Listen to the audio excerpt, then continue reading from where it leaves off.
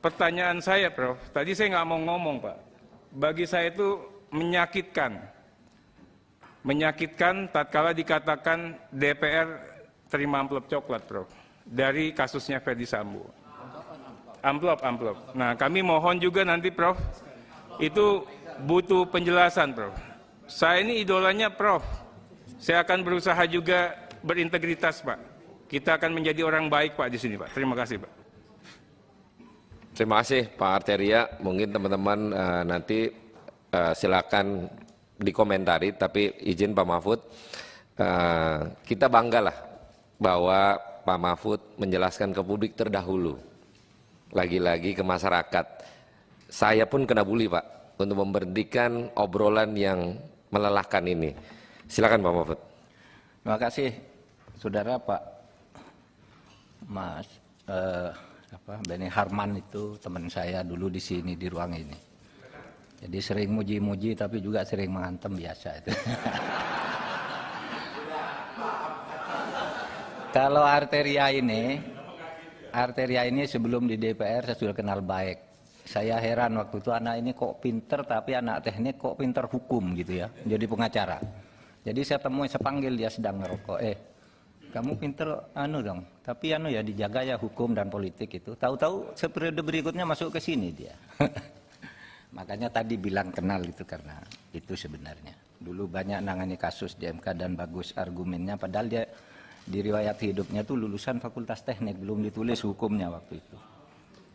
Nah baik, gini loh Pak, banyak sekali hal yang sebenarnya tidak saya katakan lalu dibilang saya katakan.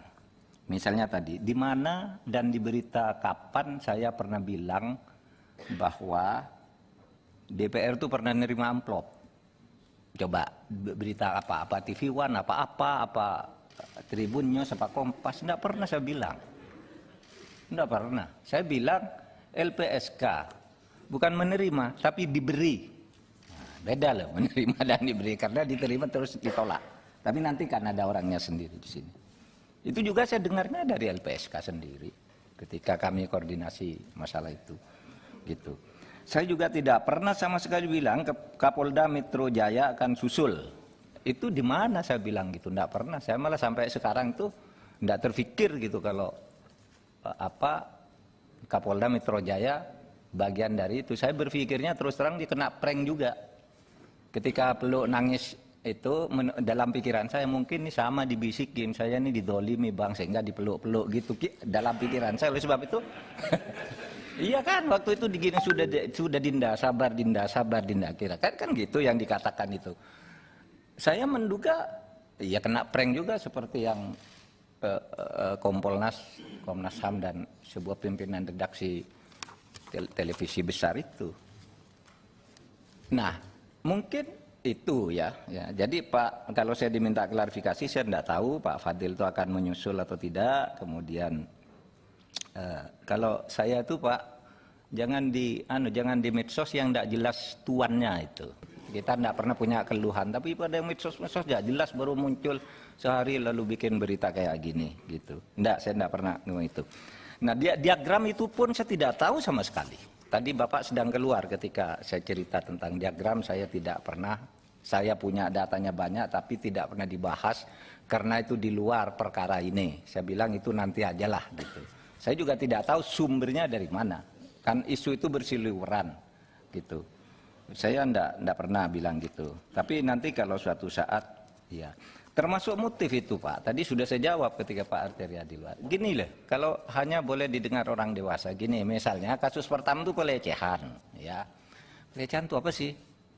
Apakah dia buka baju, memaksa buka baju dalam atau memperlihatkan barang tertentu atau apa? Itu kan hanya bisa didengar oleh orang dewasa, bukan soal Kalau memperkosa, gimana memperkosanya? Gitu. Kemudian kalau hubungan cinta segitiga atau segiempat itu dengan siapa gitu. Itu biar dikonstruksi oleh polisi. Saya bilang jangan tanya saya, itu kan saya menjawab TV One bertanya, jangan tanya saya dong, biar dikonstruksi polisi. Itu mungkin hanya boleh didengar orang yang tidak bahasa. Lalu bagaimana Bapak mendengar orang yang bahasa? Lalu kan yang beredar katanya pelecehan. Itu ya orang dewasa dong kalau mau lihat pelecehan, orang mau masuk kamar sampai ditembak. Kalau diperkosa, iya orang dewasa juga, nggak boleh dibuka ke umum gitu. Gitu aja. Nah, saya kira itu dah kalau pertanyaan. Begini Pak, ini nih tadi soal kalau saya bilang kok DPR diam gitu. DPR itu awal-awalnya memang rame. Termasuk saya mengikuti Pak Trimedia, saya kira 3 hari berturut-turut tuh ya muncul di TV dan keras beliau ini harus dibuka gitu. Tapi sesudah ini memanas, sudah menuju ke ini, kok tidak ada suara dari sini. Mana nih DPR kok diam? Saya bilang biar ikut bersama saya mendorong mengungkap kasus ini. Karena hukum itu kan produk politik. Tidak bisa hukum jalan sendiri kalau tidak ada suasana politik yang mendorong suara masyarakat dan suara. Pro justisianya itu kita dorong dari gerakan-gerakan politik, tapi jangan masuk ke pro justisianya. Mana nih DPR kok diam, saya bilang. Lalu DPR bilang, wah itu Menko Polhukam tidak tahu undang-undang bahwa DPR itu tidak boleh ikut campur. Lalu dulu kok ikut campur terus?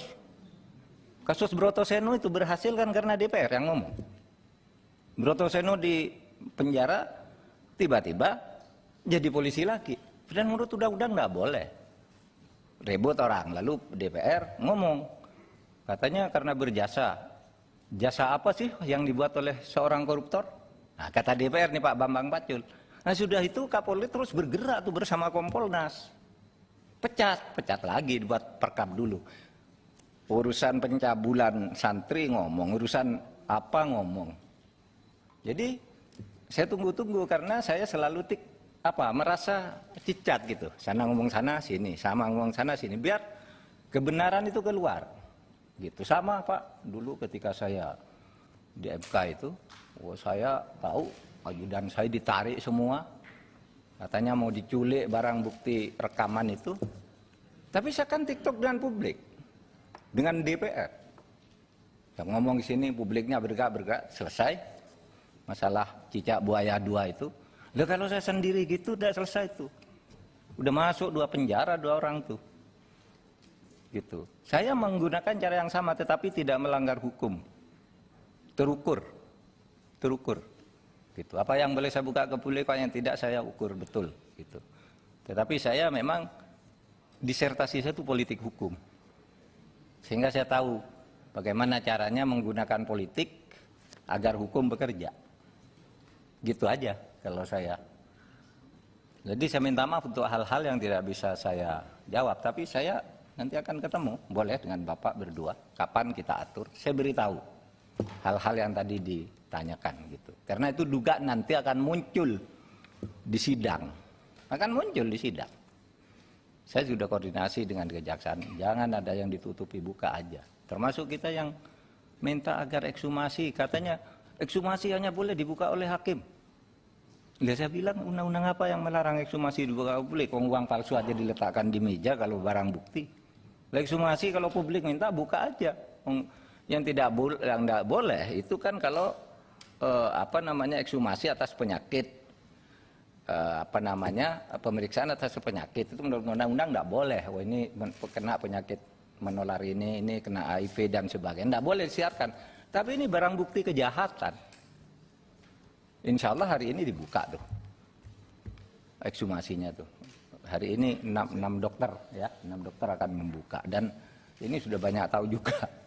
Tidak tahu membuka nanti di sini tidak tahu terserah. Jadi Pak, saya mengucapkan terima kasih kepada semuanya. Saya tidak membuka juga merahasiakan keterangan, ada keterangan yang harus saya rahasiakan, ada juga yang untuk mendorong jalannya pemerintahan lah, jalannya penegakan hukum.